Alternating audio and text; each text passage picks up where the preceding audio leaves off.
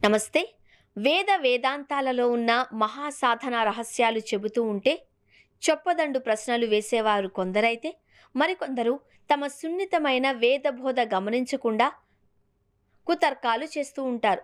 దీనికి ప్రధాన కారణం ఈ పితృయజ్ఞాలలోనే ఉంది. అతి తేలిగ్గా సకల పుణ్యాలు, సకల సంపదలు ఇచ్చే ఈ పుణ్యకార్యాలు ఆచరించకుండా పిశాచగ్రస్తులు అడ్డుపడుతూ ఉంటారు. కనుకనే ఈ మంచి మాటలు వారి చెవులకు సోకవు. కేవలం పితృదేవతల అనుగ్రహం ప్రాప్తం ఉన్నవారిని మాత్రమే ఇవి చేరుకుంటాయి. చనిపోయిన తరువాత జీవుడు ఏమవుతాడు? మనం పెట్టే పిండాలు వారికి ఎలా చేరుతాయి? దేవతగా ప్రేత ఎలా మారుతుంది? పిండాల వల్ల ప్రయోజనం ఏంటి అనేవి అందులోని ముఖ్య ప్రశ్నలు. ఇందులో నిత్య నైమిత్తిక కామ్య యజ్ఞాలు ఎలా చేయాలో ఎక్కువగా ఉంటుంది. దీనికి చెందిన ఈ ఉపనిషత్తులో ఈ రహస్యాలు చెప్పారు. బ్రహ్మదేవుని దేవతలు, మహర్షులు ఈ విధంగా ప్రశ్నించారు. మృతులకు సమర్పించిన పిండాలను వారు ఏ విధంగా స్వీకరిస్తారు అనే ప్రశ్న వేశారు. దానికి సమాధానంగా బ్రహ్మ దేహం, దేహి గురించి వివరాలు చెప్పారు. మరణించిన తర్వాత పాంచభౌతికమైన శరీరం నుంచి పంచభూతాలు విడిపోతాయి. ఈ శరీరం భూమి, నిప్పు, నీరు, గాలి, ఆకాశం అనే మహాభూతాలతో ఏర్పడింది. ఎప్పుడైతే ఇందులోని దేహి శరీరం నుంచి వెళ్ళిపోతాడో పంచభూతాలు కూడా ఎలా వచ్చినవి అలానే వెళ్ళిపోతాయి. ఇది ఆధునిక వైద్య శాస్త్రజ్ఞులు కూడా అంగీకరించినదే. ముందుగా గాలి వెళ్ళిపోతుంది. దాని వలన పంచప్రాణాలు పోతాయి. గాలి తరువాత అగ్ని పోతుంది. శరీరం చల్లబడుతుంది. వైశ్వానరాగ్ని వెళ్ళిపోతుంది. తరువాత శరీరంలో ఉన్న నీరు తోలు తిత్తిలోని 9 రంధ్రాల నుంచి కారిపోతుంది. ఎప్పుడైతే గాలి, నీరు, నిప్పు శరీరం నుంచి తప్పుకున్నాయో భూతత్వమైన ధాతువులు ఎముకలు, వెంట్రుకలు, గోళ్ళు వంటి రూపంలో మిగులుతాయి. ఇవి భూమిలో కలిసిపోతాయి. శరీరాకాశం మహాకాశంలో కలిసిపోతుంది. క్లుప్తంగా జరిగేది ఇదే. ఇది పంచభూతాలు వెళ్ళిపోయే విధానం. నిజానికి మనకు కనిపించే స్థూలమైన బాహ్య శరీరంతో పాటుగా ప్రతి ఒక్కరికి కారణ శరీరం, యాతనా శరీరం అని ఉంటాయి. కారణ శరీరం మరో జన్మకు మనం చేసుకున్న పాపపుణ్యాల సంచులు మోసే శరీరం. తన సంచుల్లో ఉన్న పాపపుణ్యాల ప్రకారం మరో శరీరం వెతుక్కుంటూ వెళ్ళిపోతుంది. అదే నూతన శరీరం పొందుతుంది. యాతన శరీరం నరకానికో లేక స్వర్గానికో వెళ్ళిపోతుంది. ఇలా వివిధ శరీరాలు ఎవరి దోవన అవి వెళ్ళిపోతే మృతుని ప్రేత మిగిలి ఉంటుంది. ప్రేత ముందు 10 రోజులు తన ఇల్లు, తన పరివారం, తన ఆస్తుల చుట్టూ తిరుగుతూ ఉంటుంది. ఆ సమయంలో వేసే నిత్యపిండం కాకి రూపంలో వచ్చి తీసుకుంటుంది. దీని తరువాత 10వ రోజున సపిండులు, సగోత్రీకులు, బంధువులు, స్నేహితులు వచ్చి వదిలే ఉదకాలు దాని దాహాన్ని తీరుస్తాయి. వీటికి తృప్తిపడి అది 10 రోజుల తరువాత తన వారిని, నా అనుకునే వారిని వదిలి వెళ్ళిపోతుంది. అయితే ఇది ప్రేత రూపంలోనే ఉంటుంది. పూర్వక్రియలు అయిన దహన సంస్కారాది 12 రోజుల క్రియలు పూర్తి అయి మధ్యమ క్రియలు అయిన మాసికాలు జరిగి పూర్వక్రియలకు అర్హమైన సపిండీకరణం జరిగే వరకు ఈ ప్రేత రూపంలోనే ఉంటుంది. సపిండీకరణం తర్వాత తన ముందున్న వర్గత్రయంలో తన తండ్రి, తాత ముత్తాతల్లో ముత్తాతను ముందు జరిపి ఆయన ఖాళీలో తాతను, తాత స్థానంలో తండ్రిని, తండ్రి స్థానంలో తాను చేరుకుంటుంది. పితృదేవతా స్థానం పొందుతుంది.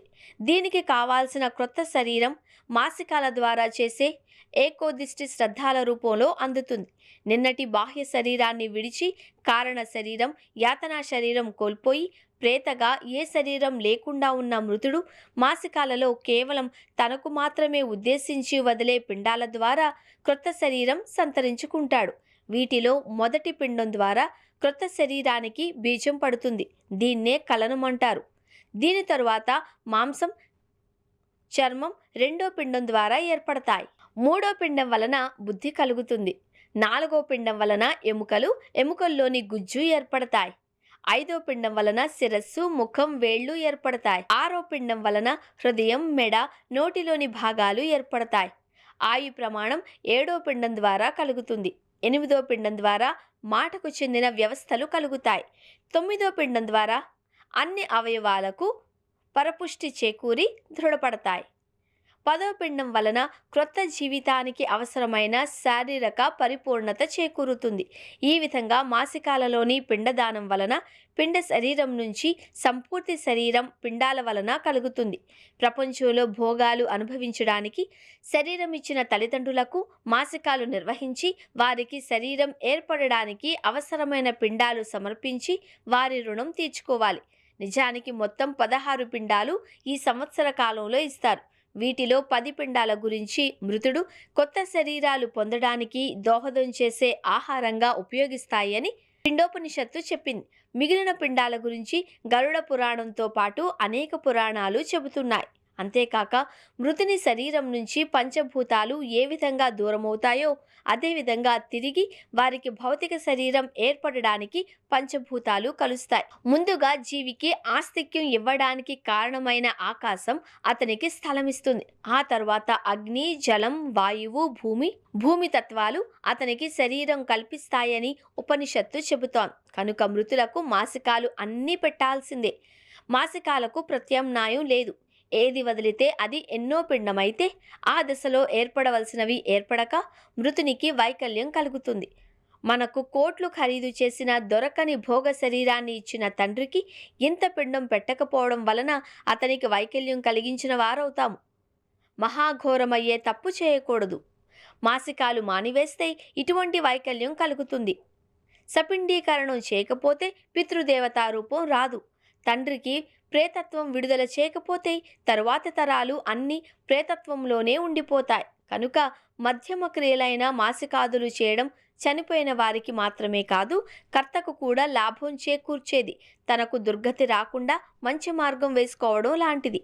ఇవి మన పురాణాలు, ఉపనిషత్తులు చెబుతున్న పితృయజ్ఞ రహస్యాలు. ఇవన్నీ సామాన్యంగా తప్పనిసరిగా చేయవలసినవి. ఇవే మరింత ప్రేమగా చేయాలి అనుకుంటే పుణ్యక్షేత్రాలైన కురుక్షేత్రం, ప్రయాగ, కాశీ, గయా వంటి వాటిలో చేయాలి. ఇలా చేస్తే వారికి విశేషమైన శరీరాలు కలిగించిన వారవుతాం. దానివల్ల మనకే ప్రయోజనం ఉంటుంది. వారికి కలిగే ఉత్తమ శరీరాల వల్ల పరమానందం పొంది మరింతగా సకల సంపదలు మనకిస్తారు. పిండాలు ప్రేతాలకు వెళతాయా అని వితండవాదం చేసేవారికి సమాధానమే ఈ పిండోపనిషత్తు. నిజానికి ఉపనిషత్తులన్నీ రహస్యాల సమూహాలు. అవి పైకి ఒక అర్థంలో కనిపించే సామాన్య పదాలుగా కనిపించినా వాటి వెనుక కేవలం మహాసాధకులకు మాత్రమే తెలిసే అనేక రహస్యాలు ఉంటాయి. అవి కేవలం సాధకులు, పరిశ్రమ చేసిన విజ్ఞులు మాత్రమే అందుకోగలుగుతారు. వీటిని వారు అందరికీ చెప్పరు. కేవలం ఫలానా పిండదానాలు ఫలానా చోట చేయండి అని మాత్రమే చెబుతారు.